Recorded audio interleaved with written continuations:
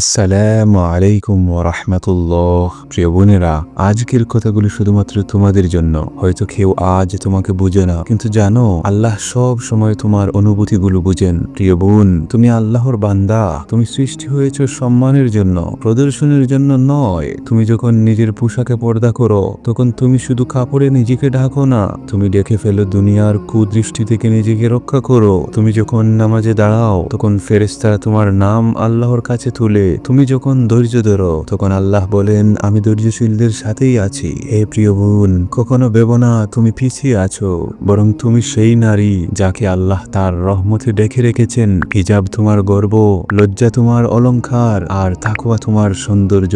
এই পৃথিবী তোমাকে নানা প্রলোভন দেখাবে, ফ্যাশন, সোশ্যাল মিডিয়া, প্রশংসা, কিন্তু মনে রেখো, সবচেয়ে সুন্দর নারী সে নয় যে সবাইকে মুগ্ধ করে, বরং সেই সবচেয়ে সুন্দর নারী যে আল্লাহকে সন্তুষ্ট করতে নিজের জীবন সাজায়। প্রিয় বোন, তুমি যদি জানতেই আল্লাহ তোমার দিকে কেমন দয়া ভরে থাকান, তবে তুমি কখনো দুঃখ পেতে না। তাই নিজের মর্যাদা ধরে রাখো, আল্লাহর হুকুম মানো, আর নিজের অন্তরকে সুন্দর করো। কারণ সৌন্দর্য কখনো মেকআপে নয়, সৌন্দর্য তাকে হৃদয়ের ঈমান ও লজ্জায়। আল্লাহ তোমাকে হিদায়াত, শান্তি ও মর্যাদা দান করুন।